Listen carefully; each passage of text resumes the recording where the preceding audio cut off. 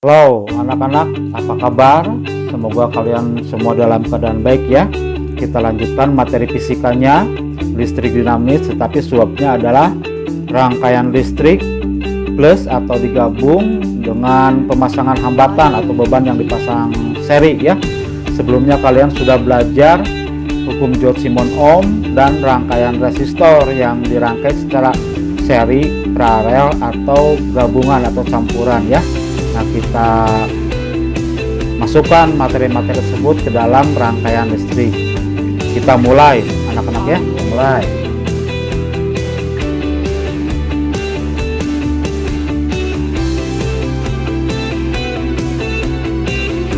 Nah, ini adalah gambar rangkaian listrik ya, gambar rangkaian listrik, yaitu susunan komponen-komponen, dua atau lebih komponen yang digabung ya kan, yang berdaya guna selain bahan untuk analisa atau untuk pengembangan pengetahuan ya, pembelajaran. Oke, kalian lihat di sini ada sumber tegangan searah, yaitu atau misal baterai atau aki ya. Yang mana itu? Nah, yang ini ya, yang ini seperti ini, yang panjang plus, yang pendek min. Ini sumber tegangan searah ya, misal baterai atau aki ya. Kemudian apalagi di sumber tegangan tersebut ada hambatan dalamnya ya, ada hambatan dalam sumber.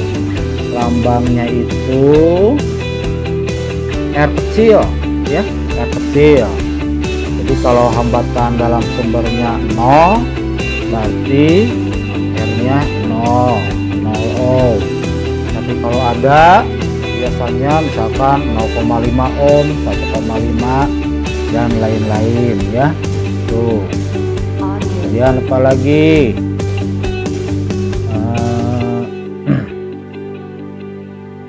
Pertanyaannya yaitu tentukan arah arus listrik pada rangkaian tersebut.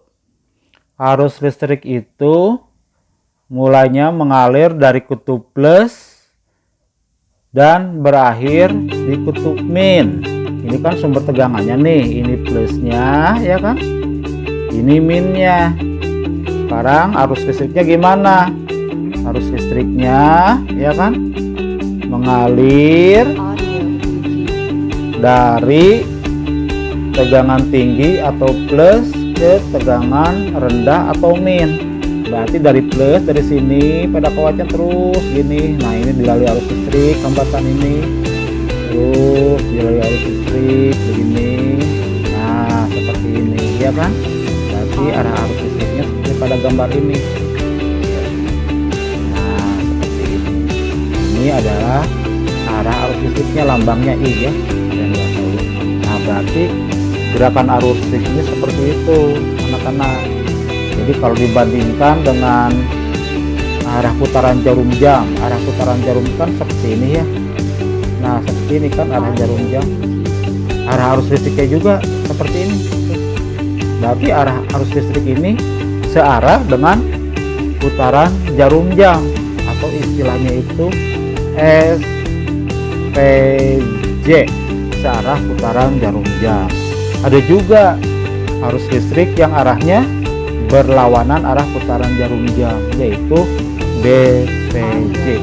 Jadi dalam hal ini jawabannya arah arus listriknya adalah seperti pada gambar SPJ, searah putaran jarum jam. Oke anak-anak, kemudian apalagi nih? Nah, yang bagian B nya, tentukan besar hambatan pengganti total dari rangkaian tersebut. Maaf, kalian lihat rangkaian resistornya, R1 nya 6 ohm, R2 nya 4 ohm, R3 nya 2 ohm. Rangkaian resistor tersebut dipasang secara atau dirakit secara seri, bukan paralel ya. Kenapa? Karena tidak ada titik cabang. Ingat materi sebelumnya ya, ingat materi sebelumnya. tidak ada titik cabang. Berarti hambatan pengganti totalnya apa? Yang seri, anak-anak, yang seri, bukan paralel ya. Bukan paralel, berarti hambatan pengganti total adalah yang seri, bukan paralel. Berarti tinggal dijumlahkan aja kan? R1 6 ohm ditambah R2 4 ohm ditambah R3 2 ohm. Berapa tuh totalnya tuh? 12 ohm. Berarti hambatan pengganti total rangkaian tersebut adalah 12 ohm seri. Oke, anak-anak, itu ya. Kemudian bagian C-nya nih. Tentukan besar arus listrik total atau IT pada rangkaian tersebut. Arus listrik total. Ingat hukum Joule-Simon Ohm, ya kan? Ingat hukum Joule-Simon Ohm. Yang mana tuh? I sama dengan I kali R, ya kan? Kalau ditanya I, rumusnya gimana? Berarti I sama dengan I dibagi R, ya kan? Nah, kemudian perluasannya, ya kan? Di sini ada hambatan dalamnya, Berarti di sini tambah R kecil lah gitu, ya kan? Nah, kemudian apalagi kita potret, ya kan? Kita potret berapa nih tegangannya? Lihat di sumber tegangannya ini. Nah, ini tegangannya I kan, ya kan? 12 volt. Hambatan yang mana? Yang total yang mana? Udah dihitung tadi, yang seri, ya kan?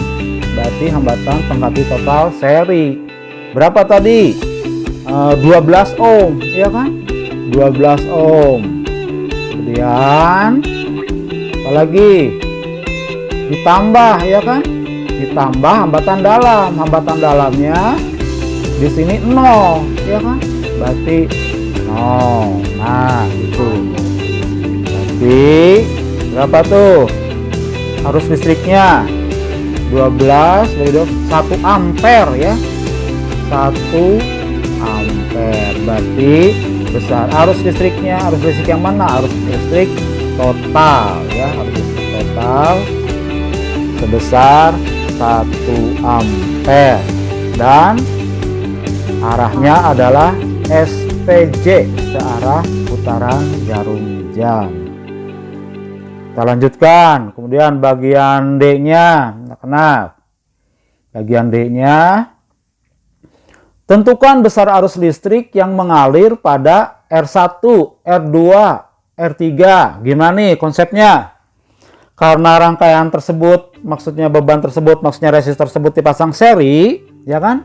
Tidak dicabangkan, maka arus yang total tadi, yang 1 ampere tadi, tidak dibagi-bagi. Akibatnya, arus yang mengalir pada R1, R2, R3 sama besarnya, sebesar 1 ampere. Jadi kalau digambar adalah kan tadi begini ya arus listriknya ya. Nah, seperti ini dia.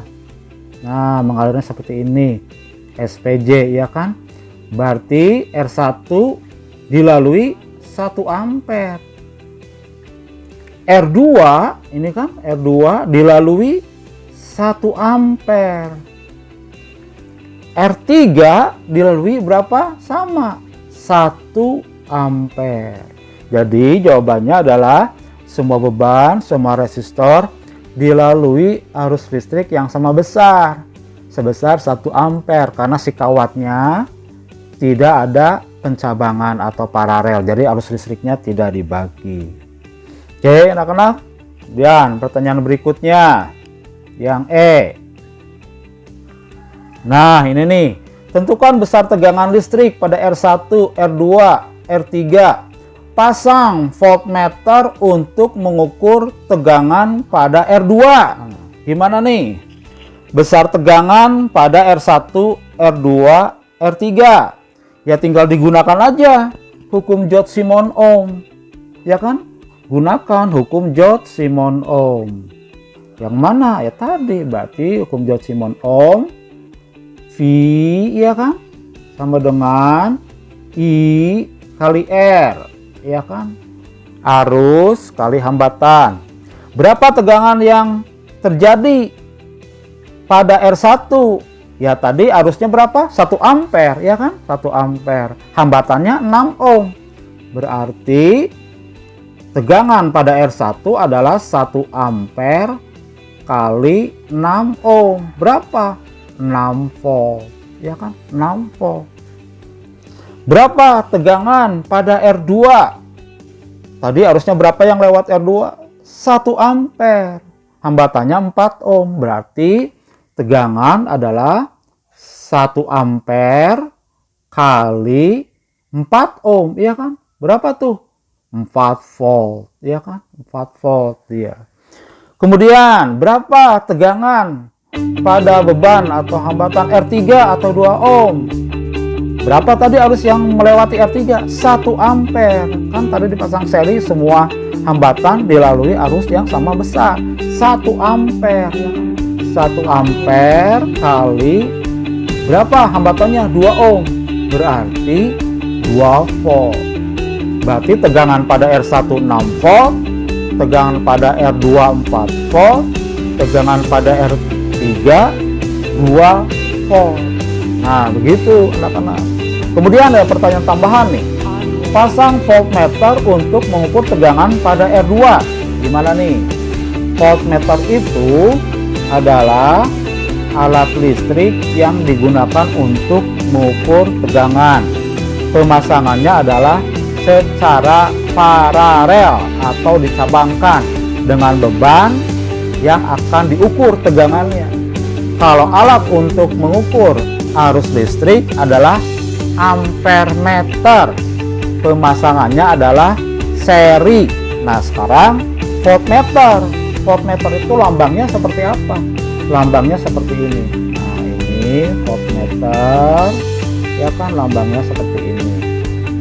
Huruf V dikasih lingkaran, ya. Dan ujungnya kiri kanan kasih garis. Itu adalah lambang voltmeter. Gunanya untuk apa? Gunanya untuk mengukur tegangan. Pemasangannya seperti apa? Pemasangannya adalah paralel atau dicabangkan, ya kan? Kalau ampermeter pemasangannya seri, gunanya untuk mengukur kuat arus listrik. Nah, sekarang gimana caranya untuk mengukur tegangan pada R2 yang sebesar 4 volt itu? Kan nggak kelihatan ya si 4 volt itu. Nah, ingin tahu nih besarnya si 4 volt ini, maka kita gunakan alat ukur, nanti jarumnya bergerak, ya. Kita pasang alat ukur voltmeter pada R2 untuk mengukur tegangan pada R2 yang besarnya 4 volt biar terbaca, biar terlihat. Berarti ini voltmeternya, ya kan? Nah, ini voltmeternya. Pasangkan, hubungkan, ya kan? Gimana hubungnya? Paralel. Nah, berarti hubungkan ke sini, ke R2 di cabangannya. Nah, kontakkan ke sini. Nah, kontakkan ke sini. Nah, ini kan dicabangkan nih. Ini dicabangkan nih, ada titik 4. Berarti voltmeter itu nanti mengukur tegangan pada R2 yang besarnya 4 volt. Begitu anak-anaknya. Kalau ampermeter itu pemasangannya seri, gunanya untuk mengukur kuat arus listrik. Ampermeter itu lambangnya huruf A, ya, seperti ini. Kasih lingkaran. Nah, seperti ini. Pemasangannya adalah seri. Nah, pemasangannya seri. Oke, anak-anak. Sekian, terima kasih. Mudah-mudahan kalian mengerti, ya, paham. Terima kasih, anak-anak.